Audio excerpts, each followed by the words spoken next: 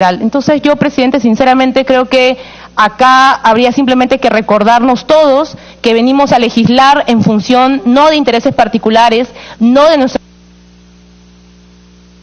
Venimos a legislar y a defender a los ciudadanos en sus derechos, los derechos que están consagrados en la Constitución y que están consagrados por principios fundamentales. Eso es lo que debería primar. Yo espero sinceramente que estas convocatorias, que pueden tener un fin muy válido en términos de ilustrar sobre casos tan delicados, no tengan detrás el interés de poner sobre la cabeza de los funcionarios algún tipo de amenaza o efecto disuasorio y que no cumplan su deber. Ojalá que lo cumplieran, ojalá que en adelante no tengamos que ver casos como este, en el que por falta de información una niña violada nuevamente, hay que decirlo con todas sus letras, una niña violada, como miles de niñas violadas en este país que acuden al sistema de salud, no acceden a información que les permita protegerse y defender sus derechos. Eso, presidente, ojalá que sea materia también de discusión y de preocupación de los señores y señoras parlamentarias.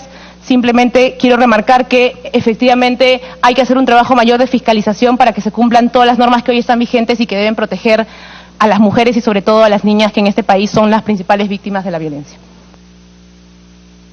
Muchas gracias, congresista Wilca. Tiene el uso de la palabra la congresista Tania Pareona. Muchas gracias, presidente. Saludando la participación de las y los congresistas. Antes, presidente, quiero comentar que en la semana de representación, junto con el congresista de Belaunde, que preside la Comisión Investigadora de Abusos Sexuales contra Menores, hemos desarrollado dos actividades muy importantes. Uno en Huamanga, y es de escuchar a las y los adolescentes acerca de este problema que ocurre en el ámbito educativo, que ocurre en el ámbito y el entorno familiar, en sus hogares. Y la otra tiene que ver con pedir también cuentas a las instituciones del Estado, tipo Centro de Emergencia Mujer, la Fiscalía, así como la Defensoría del Pueblo, las autoridades de la Unidad de Gestión Educativa Local, la Policía Nacional del Perú, todas las instituciones involucradas en brindar la protección y la defensa de los derechos de los niños, niñas y adolescentes. Y el resultado, presidente, es realmente lamentable, porque terminan nuevamente siendo los niños la cola de la agenda del gobierno local. No son prioridad, señores. Los niños y niñas y adolescentes en nuestro país no son la prioridad de los gobiernos ni locales ni regionales.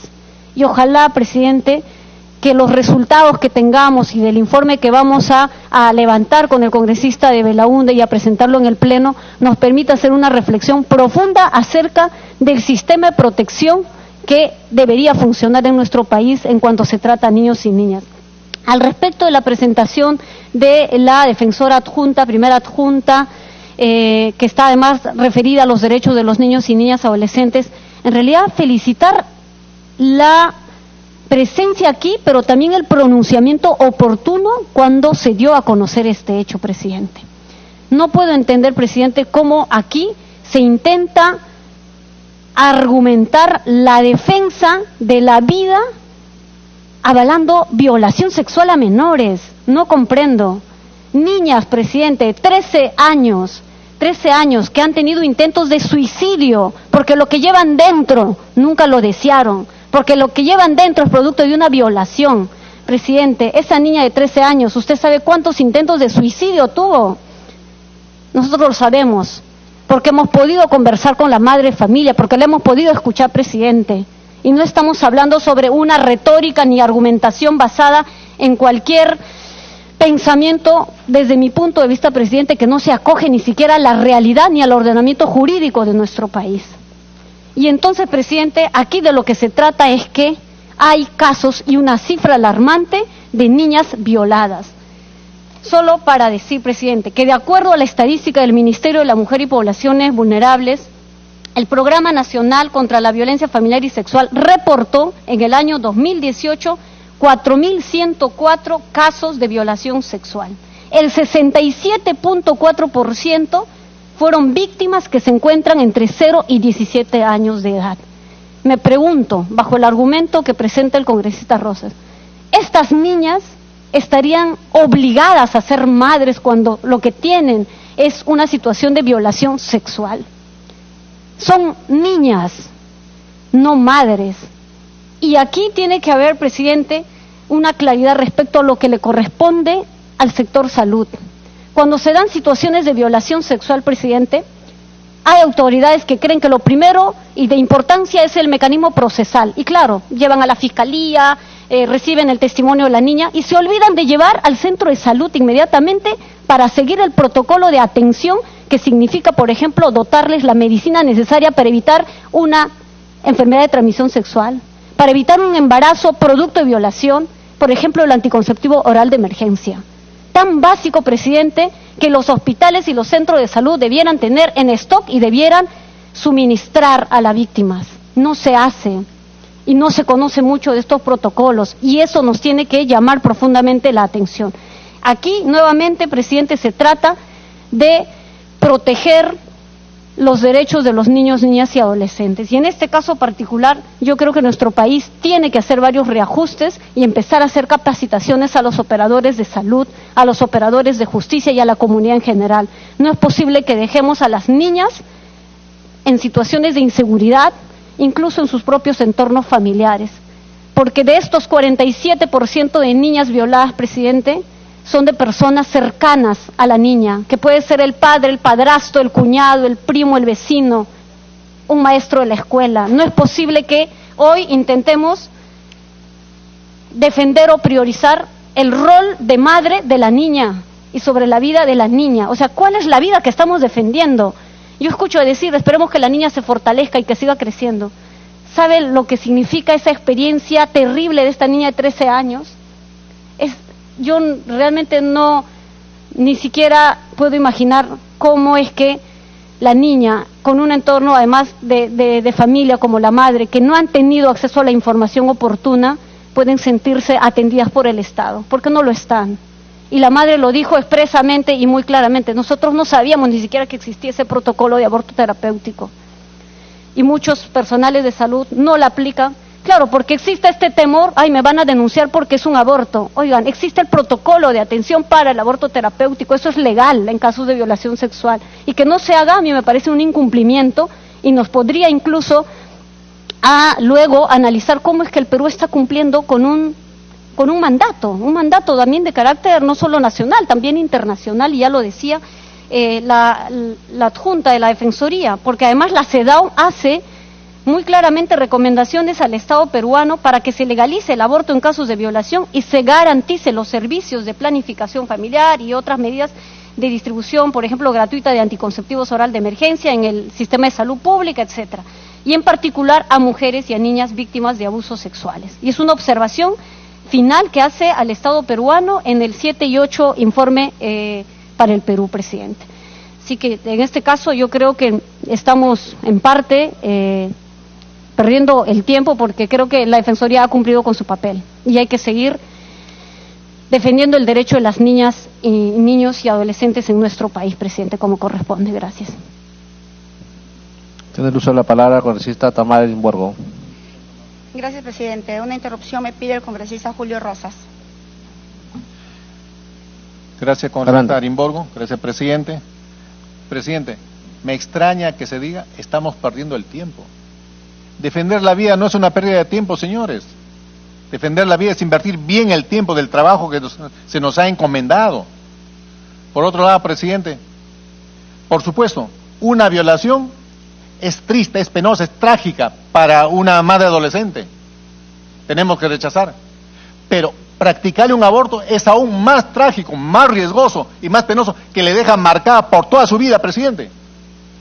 No podemos decir, porque está embarazada, hay que practicarle con eufemismo el aborto terapéutico. Qué bonito suena. Es practicarle la muerte, que derrame la sangre y poner en riesgo. Lo que no dicen las estadísticas es cuántas mamás adolescentes han muerto habiéndose practicado el aborto. Eso no dicen.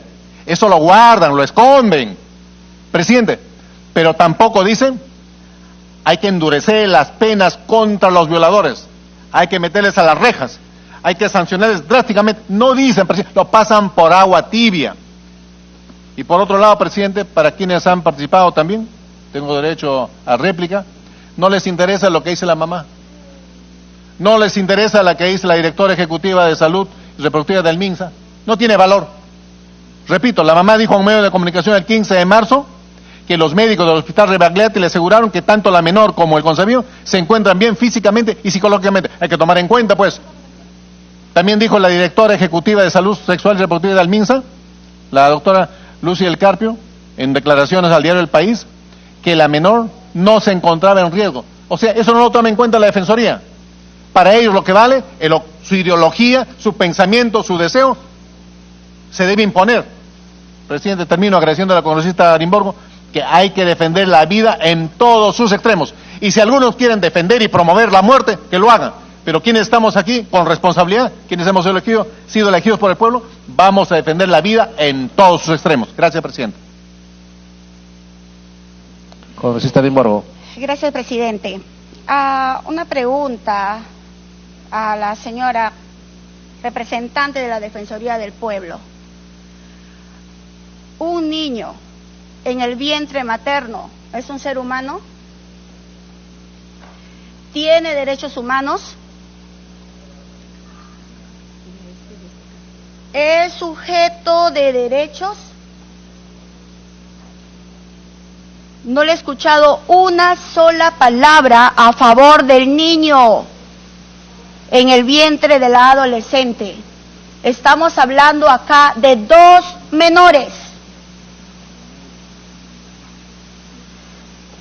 Quiero saber exactamente si usted está capacitada para dar esa respuesta.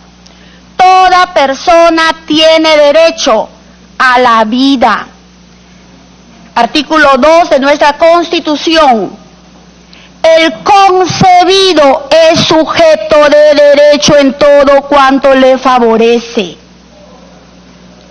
Escucho a algunos congresistas que ya nosotros conocemos sus discursos, que ya hemos escuchado sus discursos cantidad de veces, que los niños y las niñas. Acá estamos hablando de 2 menores. 2 menores. Presidente, hay un proyecto de ley que ha presentado hace mucho tiempo la congresista Wilka, la despenalización del aborto. Y ojalá que pronto se vea acá, presidente, porque hemos estado revisando y hemos encontrado que omite la presentación de denuncia contra el violador. ¿Sabe algo, presidente? Desde que he llegado a este Congreso yo exigí que se pueda crear un registro público de agresores sexuales. ¿Y cuánto tiempo durmió en la Comisión de la Mujer, llevado por congresistas de Nuevo Perú? ¿Cuánto tiempo durmió? ¿Sabe qué finalmente sacaron? Pero lo sacaron como un subregistro. ¿Sabe algo, presidente? Cuando venimos acá con discursos...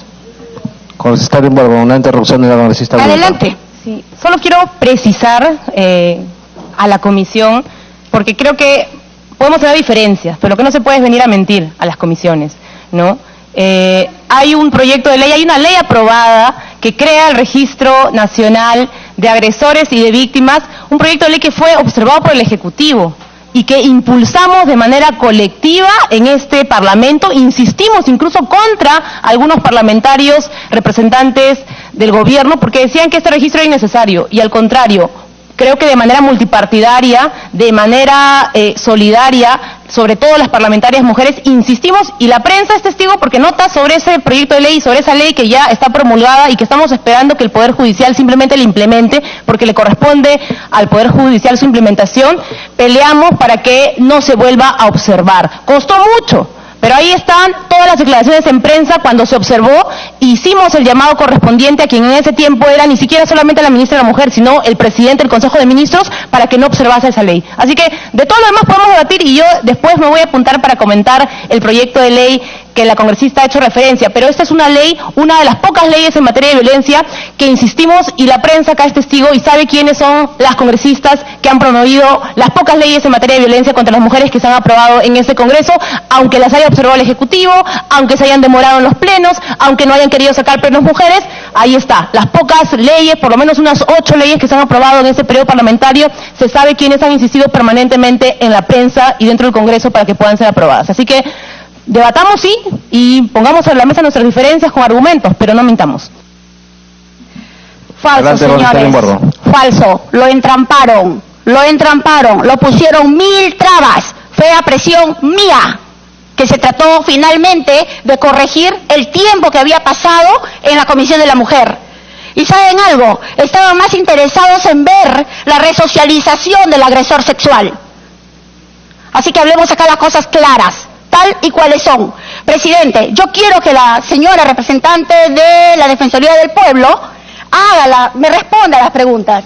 ¿Desde cuándo, presidente, se considera derechos para el ser humano? Ok, tiene el uso de la palabra la congresista Marisa Glavio. Muchas gracias, presidente. A través suyo, saludar a la defensora adjunta, saludar al equipo de la Defensoría, y si este espacio está siendo transmitido a la ciudadanía, decirle a la ciudadanía que ojalá podamos tener un debate a la altura sobre un tema, presidente, que es muy delicado. Estamos hablando de niñas, presidente. El proyecto del que hicieron referencia es un proyecto que yo he suscrito, soy coautora con la congresista Wilka. No es un proyecto sobre niñas, es un proyecto en general sobre mujeres y tiene que ver con la discusión del aborto, que ojalá un día tengamos acá, que sí creo que es fundamental que tengamos y que la sociedad merece que tengamos. Pero hoy día no estamos discutiendo un proyecto de ley sobre el aborto. Lo que estamos discutiendo, presidente, es el derecho de niñas, y quiero insistir, por favor, tienen 13 años. 13 años, presidente. Y en el mundo se dice que cuando a una niña de 13 años se le obliga a mantener un embarazo fruto de una violación que pone en riesgo su salud física y su salud psicológica, es tortura, presidente. Entonces, acá lo que estamos hablando es cómo el Estado, al negar un derecho, al negar información, está siendo parte de una política de tortura. Ese es el tema. Ese es el tema que estamos discutiendo acá. Entonces, el Estado, a través de sus servicios públicos de salud, puede sumarse a la tortura a una niña de 13 años que tiene riesgo en la salud física y psicológica a no tener información sobre las distintas alternativas que tiene. No, señor, no puede. Y tanto así no puede que nosotros ya hemos recibido sentencia, presidente. Sentencia. Lo podrá decir la defensora, le pediría que por favor lo haga, porque el protocolo de aborto terapéutico que tenemos hoy no fue decisión de nuestros gobernantes, fue cumplimiento de una sentencia, porque resulta que una menor a la que no le permitieron tener aborto terapéutico y que puso en riesgo su salud física y su salud mental, denunció al país por los graves daños que esa tortura le generó y porque no pudo tener el conocimiento, presidente. Y entonces, después de eso, el Estado peruano finalmente, cumpliendo la sentencia, aplicó, formuló el protocolo y tuvo que pedirle perdón a hoy una mujer.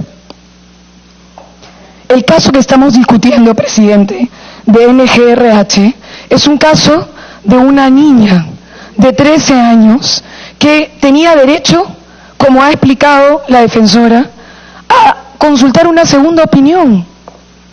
Presidente, ¿en nuestro país tenemos derecho a la segunda opinión? Sí.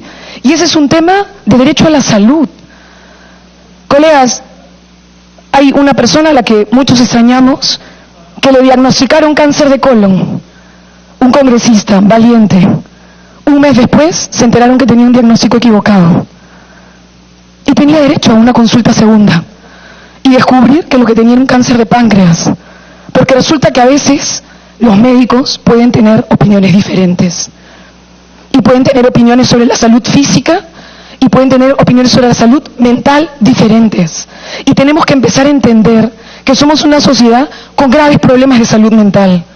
Que la salud mental no es, ya a la chica se le pasará. Es que puede suponer que tenga voluntad de suicidio, presidente. Y entonces tenemos nosotros en el Perú una de las tasas más altas de suicidio de niñas. ¿Por qué, presidente? Porque fueron fruto de violación y quedaron embarazadas. Entonces, esa es una realidad. Y esa realidad se tiene que responder. Entonces, sí, pedirle también a la defensora, además de los derechos del no nacido, que existen, claro que existen, nadie lo niega. El tema, presidente, es que también existe el derecho de una niña de 12, de 13, de 14 años. Y los derechos de esas niñas de 12, 13 y 14 años pueden en algún momento contraponerse a los del no nacido. Y entonces hay un momento de ponderación, presidente, y eso lo determina el derecho. Todos nosotros tenemos derecho a la libertad, sí. Nadie nos puede quitar nuestro derecho a la libertad, en teoría. Pero si cometemos un delito, vamos a la cárcel, perdemos la libertad. Hay una valoración del Estado. Entonces, todos tenemos distintos derechos, presidente, y hay un momento en el que hay que hacer una ponderación. Nuestro Estado reconoce el aborto terapéutico cuando se ponderan dos derechos, presidente. Cuando hay un derecho que se pone en riesgo y ese derecho, entonces, tiene que ser valorado. Y acá lo que se está reclamando, y creo que además habría que seguir la sugerencia de la Defensoría, es incorporar un capítulo que permita que en el caso de niñas de 14, 13, 12, 11 años, que tienen 4 veces más riesgo de vida, 4 veces más posibilidad de morirse, puedan tener información sobre qué es el aborto terapéutico, cuándo funciona, cómo funciona, y ojo, no lo pueden aplicar así nomás. Lo único que se les dice es que tengan información, ¿para qué? Para pedir una junta médica. Eso es todo. Pedir una junta médica que valore el caso de la salud física y la salud psicológica. Eso es todo lo que se está pidiendo, colegas. Ojalá otro día entremos al otro debate que también, presidente, nosotros pedimos se agende. Adelante, congresista Nelly Cuadros. Gracias, presidente. Sí, claro, con todo gusto. El congresista Mulder. Adelante, congresista Mulder. Sin perjuicio, sin duda, de escuchar lo que vaya a decir la congresista Nelly Cuadros y quizás los siguientes parlamentarios, pero, presidente, ¿qué cosa estamos discutiendo? El tema del aborto es lo que estamos discutiendo, pero no lo estamos discutiendo a la luz de un dictamen, un proyecto, nada, simplemente de un hecho que el congresista Rosas ha solicitado que venga un informe de la Defensoría del Pueblo. Si nos enfrascamos ahorita a la discusión del tema del aborto, no vamos a acabar, presidente, no vamos a acabar nunca. Sabemos que ese es un debate mundial. Y más bien, instar a quienes tienen posiciones sobre este tema a que presenten los proyectos respectivos y empecemos a discutir ya en serio este tipo de temas, que muchos parlamentarios tenemos posiciones tomadas ahora, pero ahora, presidente, tenemos puntos de agenda y creo que podríamos avanzar un poco haciendo una invocación a efectos de que se corte rápido el debate y podamos ir hacia otro tema, presidente. Gracias. Muy bien, congresista Mulder. Tiene usted la palabra la congresista Cuadros. En efecto, presidente, por ahí mismo iba mi reflexión. Creo que el tema es un tema de interés nacional, ¿no? Y es un tema que se tiene que debatir con la seriedad que amerita el caso. Solamente, y creo que este no es necesariamente el momento del debate, porque sí merece una discusión amplia y no ligera, como puede hacerse solamente con una información. Solamente recalcar, presidente, que en el Perú, gracias a Dios todavía, a pesar que hay mucho interés, en el Perú no existe el derecho al aborto. No existe el derecho al aborto, presidente. Eso recalcarlo. Segundo, no existe el derecho al aborto terapéutico, presidente. Y solamente para cerrar el tema, quienes promueven con sus razones tendrán que sustentarlo, empiezan con el aborto terapéutico, luego quieren el aborto legal, libre y gratuito. Eso es una amplia discusión que lo vamos a tener en su espacio, en su momento, y que está pendiente. Y solamente cerrar con esto: la muerte del niño no es la solución para una violación a una menor de edad. Imagínese cómo queda ese ser humano después de la violación y encima si se le practica un aborto. Creo que es un tema sumamente delicado y con la amplitud del caso, con todos los argumentos, será materia para otra discusión, presidente. Gracias. Presidente. Tiene el uso de la palabra el congresista Juan Carlos González. Gracias. Mi intervención, señor presidente, buenas tardes a la invitada, a los señores congresistas, tiene dos partes, rápido para seguir con la agenda. Me voy a referir estrictamente a la solicitud del congresista Rosas y voy a ceñirme a la actuación de la Defensoría del Pueblo.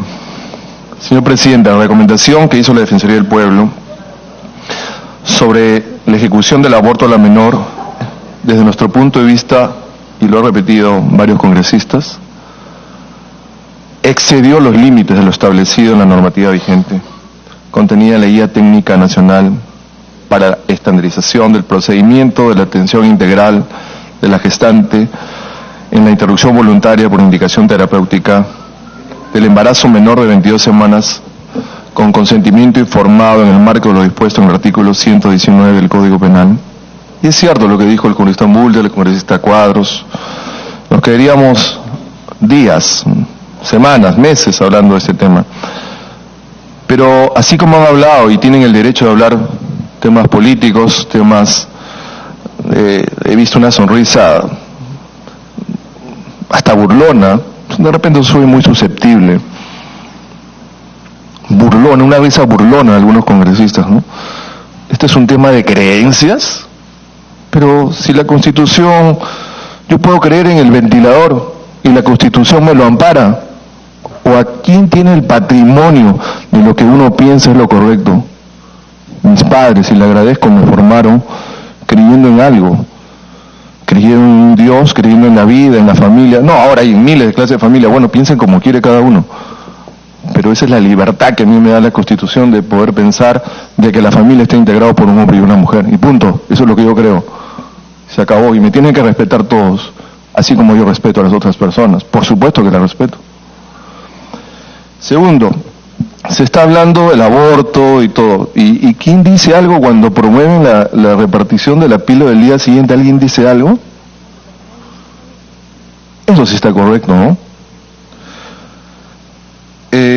Me imagino que cuando se debata en la Comisión de Justicia, señor presidente, y con eso termino, el proyecto de ley de inteligencia emocional, que habla de tratar, ya se habló de la salud mental aquí, probado en más de 30 países, en la Universidad de Yale, las mejores universidades del mundo, el proyecto que presentó Daniel Goleman, de solucionar conflictos desde la edad primaria, es reconocer la diferencia entre hombre y mujer. Desde niños se va a debatir y todos van a votar a favor, evidentemente, ¿no? Porque si estamos reclamando eso, entonces votemos por esto, ¿no? Y tercero, se está hablando de los derechos humanos y de los derechos humanos de Perú nomás, ¿no? Y cuando vemos que en Venezuela se están matando, muriendo, cayéndose a pedazos de libertades, nadie dice nada. Bueno, claro, pues solamente se violan los derechos humanos en el Perú, en ninguna otra parte del mundo. Muchas gracias, señor presidente. Gracias, congresista González. Ahora tiene el uso de la palabra la doctora Fernán para que pueda responder las preguntas de los señores congresistas. Por su intermedio, señor presidente, primero quiero referirme a las expresiones brindadas por el congresista Rosas. En principio, rechazar categóricamente, y vuelvo a repetir, rechazar categóricamente lo que él señala. Y lo digo con total convicción. Soy una funcionaria del Estado de más de 22 años de servicio a la Defensoría del Pueblo. He visto nacer a nuestra institución y no voy a permitir de ninguna manera que se trate así a una institución baluarte, defensora de los derechos de las personas. Y esto lo digo con convicción. En principio nosotros defendemos la vida, y lo he dicho. Diapositiva 9, si me escucharan y entendieran finalmente lo que tenemos entre manos, quizás podríamos, ¿no es cierto?, llegar a un diálogo mucho más alturado. Entonces me voy a permitir sugerir, y por eso es que trajimos inclusive las ayudas, memorias, en el PPT, para que puedan finalmente repasar lo que la Defensoría del Pueblo dice. Y rechazo categóricamente porque la Defensoría del Pueblo en ningún momento ha recomendado el aborto terapéutico, porque quien lo recomienda finalmente es la Junta Médica, también lo he señalado, ¿de acuerdo? Y si no tienen conocimiento de la resolución ministerial que da lugar a todo este protocolo, se los dejo, señor presidente, para que también puedan repasar todo ello.